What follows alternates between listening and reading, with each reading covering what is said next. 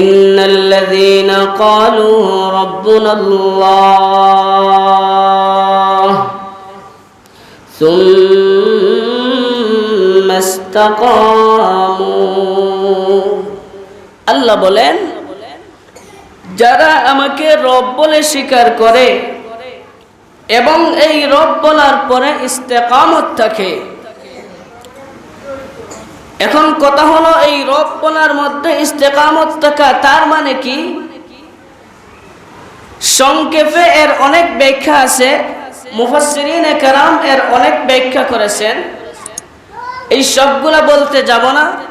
সংক্ষেপ কথা হলো, আল্লাহ রাব্বুল আলামিন যা কিছু বিধিনিষেধ দুনিয়াতে নাজিল করছেন, অর্থাৎ যা কিছু আদেশ করছেন এবং যা কিছু নিষেধ করছেন, ওই সবগুলা মনে প্রাণে বিশ্বাস করে এর উপরে অটল অবিচল থাকার নামই হচ্ছে ইস্তেকামত, অর্থাৎ অটল অবিচল থাকা।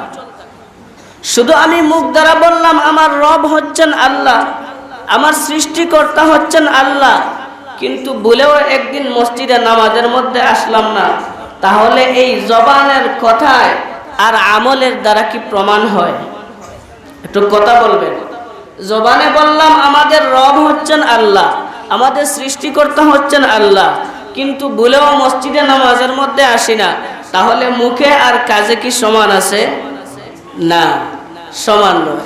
এই কারণে মুফাসসিরিনে কেরাম বলেন, ইস্তেকামত হলো আমি জবান দ্বারা বলেছি, এই জবান দ্বারা বলার পরে আল্লাহ যা কিছু আমাকে আদেশ করছেন, যা কিছু নিষেধ করছেন, অর্থাৎ যে নামাজের কথা বলছেন, নামাজ আমার উপরে যখন ফরজ হয়ে যাবে, তখন নামাজ ফরজ হওয়ার পর থেকে একটা ওয়াক্ত নামাজ আমি আর ছাড়বো না, না ছেড়ে দিব?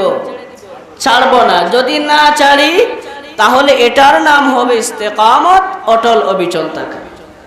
হাজরিনে কেরাম, এখন রোজা যার উপরে ফরজ হয়েছে, যাকাত যার উপরে ফরজ হয়েছে, এরপরে আরো যত আমল আল্লাহ রাব্বুল আলামিন, হজ যাদের উপর ফরজ হয়েছে, প্রত্যেকটা আমল যাদের উপরে আল্লাহ ফরজ করে দিয়েছেন, সময় মতো ওইগুলা আদায় করা এবং যা কিছু আল্লাহ হারাম ঘোষণা করছেন, নিষেধ করেছেন, ওই সবগুলা থেকে বিরত থাকার নামই হচ্ছে ইস্তেকামত, অর্থাৎ অটল থাকা, অবিচল থাকা।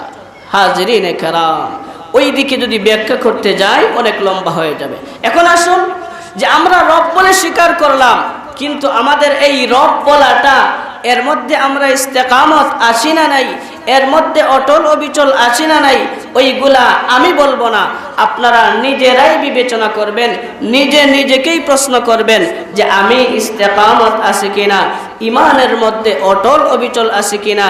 আমি যে বললাম আমার স্রষ্টা হচ্ছেন আল্লাহ, আমার রব হচ্ছেন আল্লাহ, আমি তার বিধান কতটুকু মানতেছি, আমি তার হুকুম কতটুকু মানতেছি, ওই দিকে আপনাকে আমাকে খেয়াল রাখতে হবে। হাজরিনে কেরাম, এই যে ঈমান, এই যে ইসলাম আমাদের মধ্যে আসছে, কেমনে আসছে? এত সহজে আসছে? কুশিয়ারা নদী দিয়ে ভাসিয়ে আসছে না, অনেক রক্তের বিনিময়ে, অনেক জানের বিনিময়ে, অনেক কষ্টের বিনিময়ে, রক্তের বন্যা বয়ে আমাদের পর্যন্ত ঈমান আসছে। আমরা তো অনেক ইতিহাস শুনি, কিন্তু ওই ইতিহাস থেকে আপনি আমি কি শিক্ষা নেই একটু চিন্তা করি না। আল্লাহু আকবার। এই কারণে হাজরিনে কেরাম, সংক্ষেপে আপনাদের সামনে একটি ইতিহাস আপনাদের সামনে আলোচনা করব, যেখান থেকে ইতিহাস বলার উদ্দেশ্য হলো যাতে আমাদের ঈমান তরুতাজা হয়, আমাদের ঈমানের মধ্যে জজবা পয়দা হয়, আমাদের ঈমান আবার যেন সতেজ হয়, যাতে আমরা ঘুমিয়ে না থাকি। তারা কি পরিমাণ কষ্ট করেছে ঈমানের জন্য, ওইগুলা একটু একটু একটু যদি আলোচনা পর্যালোচনা করা হয়, তাহলে ঈমানদারের ঈমান তরুতাজা থাকে। আর যদি ওই আলোচনাগুলো শোনানো না হয়, আমরা না শুনি, তাহলে একটা সময় আসে যে ঈমান কি জিনিস ওইটাও বুঝি না, ভুলেও মসজিদের নামাজ পড়তে যাই না, এমন একটা অবস্থা, আমাদের কাজকর্ম, আমাদের আমল দেখলে মনে হয় যে আমরা মুসলমানই না।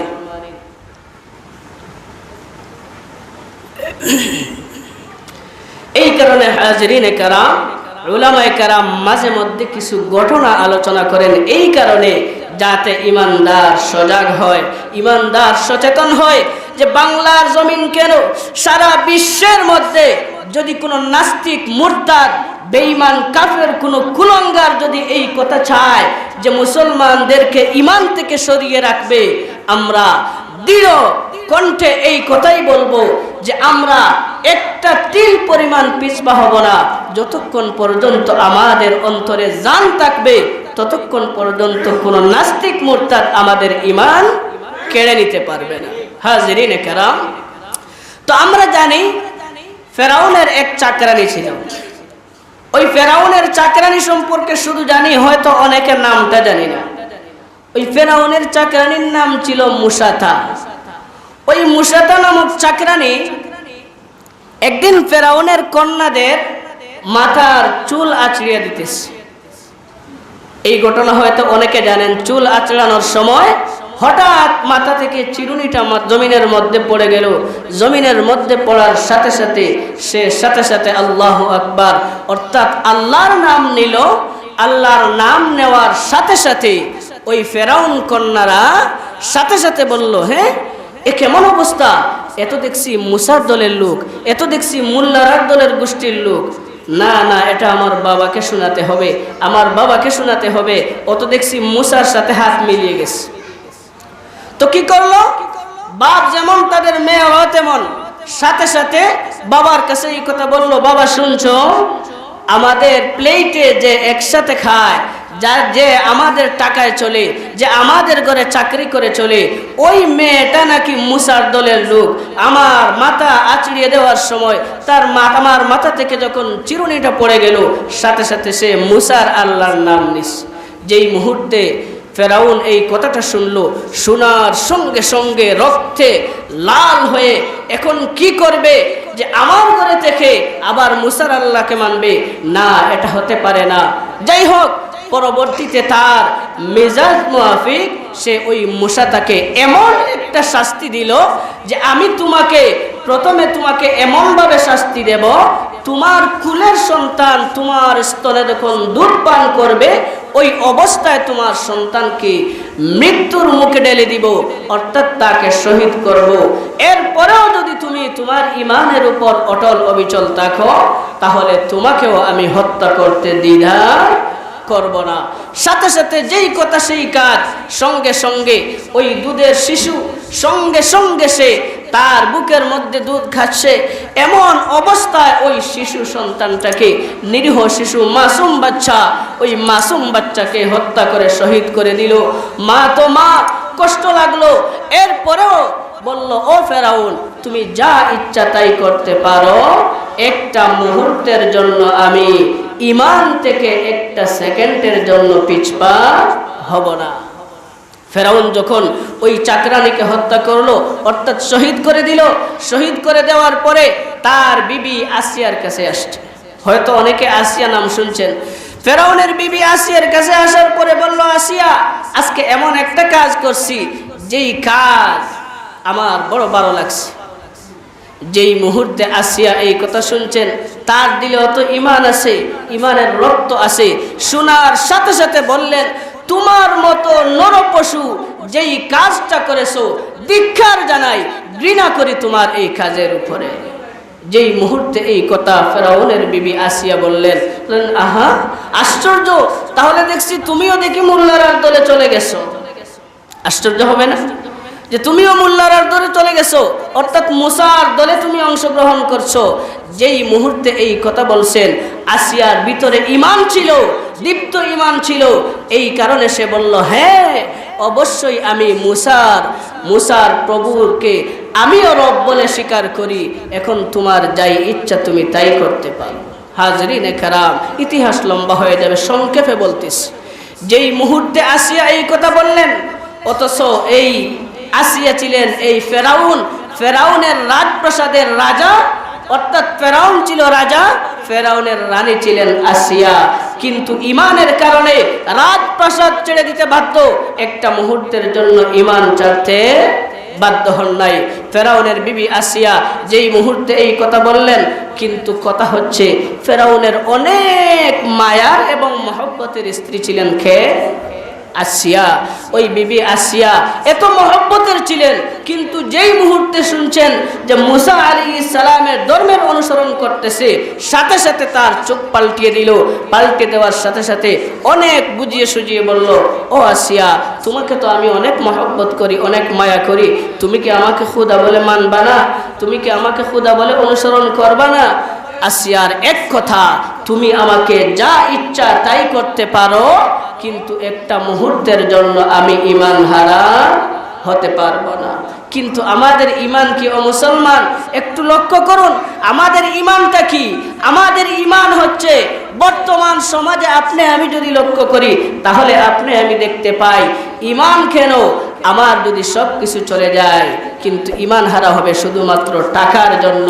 টাকার খনি দেখলেই অনেক মুসলমান ঈমানের দিকে তাকায় না, কিন্তু তারা তাদের জীবনকে জীবন বিলিয়ে দিয়েছে, রক্তে রঞ্জিত হয়েছে, রক্তের বন্যায় নদী স্রোত হয়ে গেছে, বাসমান হয়ে গেছে, এরপরে ঈমান থেকে বিচ্যুত হয় না।